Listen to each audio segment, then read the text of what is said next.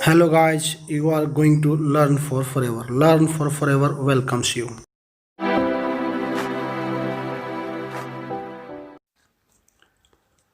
Good morning dear students and respected parents. आज की अपनी 8th क्लास की हिंदी की 8th वर्कशीट है। ये हिंदी में चैप्टर जो कंटिन्यू है अभी वो है बस की यात्रा। इस चैप्टर को पढ़ेंगे, समझेंगे और इसके क्वेश्चंस आंसर करेंगे। आंसर्स मैं लिख कर दूंगा आपको जिससे कि आप आसानी से कर पाएँ। So let's begin from here. पढ़िएगा मेरे साथ। एकाएक बस रुक गई। मालूम हुआ कि पेट्रोल की टंकी में छेद हो गया है। ड्राइवर ने बाल्टी में पेट्रोल निकालकर उसे बगल में रखा और नली डालकर इंजन में भेजने लगा। अब मैं उम्मीद कर रहा था कि थोड़ी देर बाद बस कंपनी के हिस्सेदार इंजन को निकालकर गोद में रख लेंगे और उसे नली से पेट्रोल पिलाएंगे, जैसे माँ बच्चों के मुंह में दूध की शीशी लगाती है। बस की रफ्तार अब 15-20 मील ही हो गई थी। मुझे उसके किसी हिस्से पर भरोसा नहीं था। ब्रेक फेल हो सकता था, स्टीयरिंग टूट सकता है। प्रकृति के दृश्य बहुत लुभावने थे। दोनों तरफ हरे भरे पेड़ थे जिन पर पक्षी बैठे थे। मैं हर पेड़ को अपना दुश्मन समझ रहा था। जो भी पेड़ आता डर लगता कि इससे बस टकराएगी। वह निकल जाता तो दूसरे पेड़ का इंतजार करता। झील दिखती तो सोचता कि इसमें बस गोता लगा जाएगी। आगे देखिए। एकाएक फिर बस रुकी।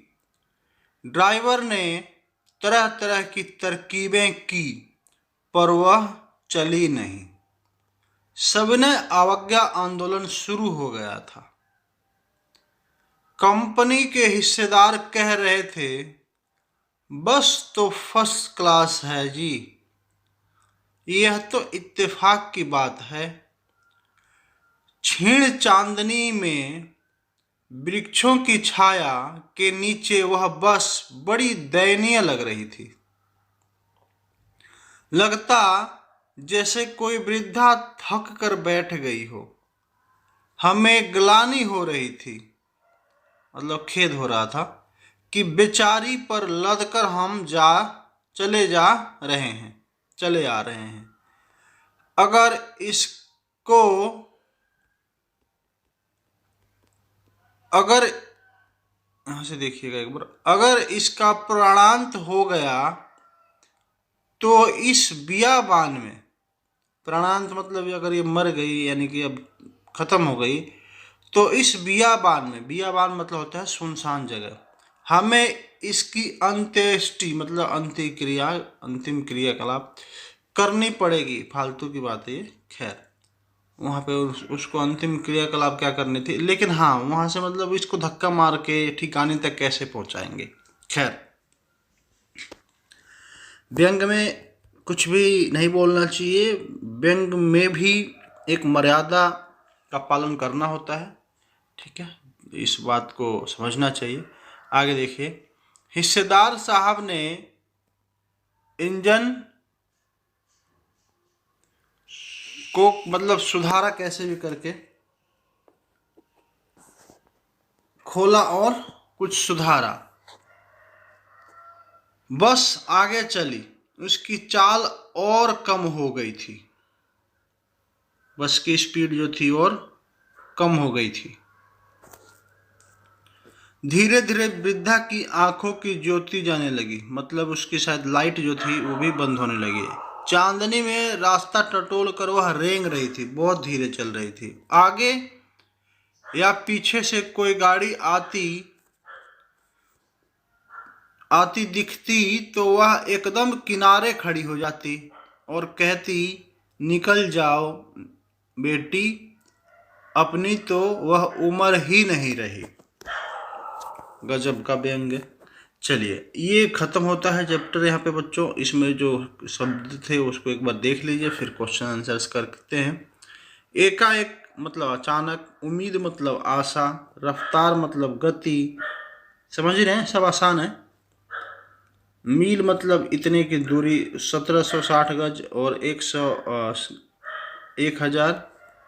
1600 मीटर, ठीक है, 1 मील होता है।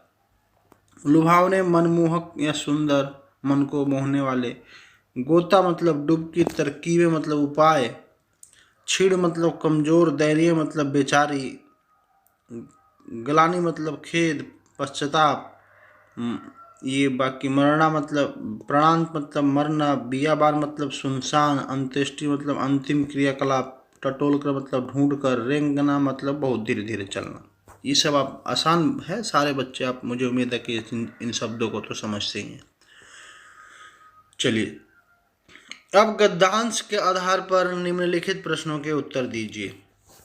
हमने अभी तक जो पढ़ा है उसके आधार पर इन प्रश्नों के उत्तर देंगे। और पहला प्रश्न देखिएगा यहाँ से, बस अचानक रुक क्यों गई? तो इसका आंसर ऐसे होगा, बस की पेट्रोल की टंकी में छेद हो गया था, जिसके कारण इंजन में पेट्रोल नहीं जा रहा था, इसीलिए बस अचानक रुक गई। ठीक है, ये होगा बच्चों पहले का आंसर। ऐसे ही पढ़ा है ना हमने कि बस के चलते चलते उसके टंकी में छेद हो जाता है, जिसके बाद बाल्टी में पेट्रोल निकालते हैं वे लोग और फिर पाइप से इंजन में डायरेक्ट डालते हैं। पता नहीं कैसे डालते हैं, खैर हमने यही पढ़ा है। चलिए अगला क्वेश्चन देखते हैं। अगला क्वेश्चन है, लेखक हर पेड़ को लेखक को किस पर भरोसा नहीं था और क्यों? यहाँ से दूसरा क्वेश्चन, तो दूसरे का आंसर लिखिएगा, लेखक को बस के किसी हिस्से पर भरोसा नहीं था, क्योंकि बस का पुर्जा पुर्जा हिल रहा था और वे एक दूसरे से असहयोग आंदोलन कर रहे थे। लेखक को लग रहा था कि बस का कोई भी हिस्सा कभी भी टूटकर गिर सकता है। तीसरा प्रश्न यहां से देखिए, हम जो भी इस क्वेश्चंस के आंसर को कर रहे हैं और जो मैं आंसर बता रहा हूं, अगर आपने सही से इनको पढ़ा है तो आपको सब समझ में आएगा। अभी तक आपने जो ये वर्कशीट रही है इस चैप्टर की, तो दिक्कत नहीं होनी चाहिए। तीसरा प्रश्न है, लेखक हर पेड़ को अपना दुश्मन क्यों समझ रहा था? तो इसका आंसर ऐसे लिखिए, लेखक को डर इसलिए लग रहा था क्योंकि ऐसा लगता था कि बस इस पेड़ से टकरा जाएगी, नहीं तो अगले। बस अपने नियंत्रण में नहीं थी और भय का माहौल बना हुआ था। ठीक है बच्चों, लेखक डरा हुआ था क्योंकि बस की जो स्थिति थी उसको लगता था कि कभी भी स्टीयरिंग टूट सकता है, कभी ब्रेक फेल हो सकता है, और ये जो पेड़ आ रहा ना इससे टकराएगी। ये बैठा था वो बस में, उसको दिख रहा था कि ये पेड़ है और ये ऐसे चल रही है हिलते डुलते, जैसे लग रहा है अब इससे टकरा जाएगी। अरे ये तो निकल गया, नहीं तो फिर अगले से टकरा जाएगी पक्का। इस तरीके का उसको डर सता रहा था। कहीं झील देखता तो उसको लगता कि इसमें अब गोता लगा देगी, यानी कि लुढ़क जाएगी। चलिए अगला क्वेश्चन, चौथा क्वेश्चन करते हैं। लेखक ने बस को बेचारी क्यों कहा? तो इसमें होगा, इसका आंसर ऐसे लिखिए, बस की दयनीय अवस्था, उसके ना चल पाने की स्थिति, उसके वृद्धापन को देखते हुए लेखक को उस पर तरस आया, जिस कारण से उन्होंने बस को बेचारी कहा। स्थिति जो थी बस की बिल्कुल दयनीय थी, इसमें यात्रा करना नहीं चाहिए था, सुरक्षित नहीं थी, और उसमें बैठने के बाद, उससे यात्रा करने के बाद, कुछ दूर पहुंचने के बाद इनको एहसास हुआ कि हमने गलती करी है, इस बस से यात्रा करना ठीक नहीं था और हमें नहीं आना चाहिए था। और उसकी स्थिति को देखते हुए उन्होंने बस को बेचारी कहा है। ठीक है, अगला क्वेश्चन देखेंगे, बस की तुलना वृद्धा से क्यों की गई है? अपने शब्दों में लिखिए। अपने शब्दों में लिखने का बच्चों मतलब होता है कि हम सोचकर खुद से आंसर लिखें। ठीक है, तो ये आपको करना चाहिए और आप अपने तरीके से लिख भी सकते हैं। एक मेरी तरफ से ये रहेगा सजेशन आपको, पांचवे का आंसर, बस अपने सफ़र में रुक रुक कर सुस्ता कर चल रही थी। उसकी वर्तमान स्थिति एक वृद्धा के समान थी, इसलिए लेखक ने बस की तुलना वृद्धा से की है। जब कोई वृद्ध व्यक्ति पैदल चलता है, कहीं जाना होता है, तो चलता है, कुछ दूर सुस्ताता है, छाँव में पेड़ों के रुकता है और फिर इस प्रकार धीरे धीरे अपनी यात्रा पूरी करता है। खासतौर से गांव में ऐसा देखने को मिलता है। तो इसी को देखते हुए लेखक ने बस को वृद्धा कहा है, वृद्धा से तुलना की है। अगला क्वेश्चन है, छठा क्वेश्चन देखिएगा। छठे में देखेंगे, कह रहा है, गतिविधि है कि लेखक हरिशंकर परसाई द्वारा रचित यह पाठ बस की यात्रा एक व्यंग है। अच्छा, ये व्यंग किसके ऊपर है? यह व्यंग है सरकारी परिवहन विभाग के ऊपर। ये जो बस थी ना, कैसी बस थी? सरकारी बस, सरकारी तरीके से चलती थी, जब भी इसकी ऐसी स्थिति थी। चलिए, व्यंग यानी जब बातों को सीधे रूप में न रखकर इस प्रकार घुमा फिरा कर कहा जाए कि बात बुरी भी न लगे और समझ भी आ जाए। इस पाठ में बहुत से व्यंग के रूप में कही गई है। इस पाठ में बहुत सी वाक्य व्यंग के रूप में कही गई है।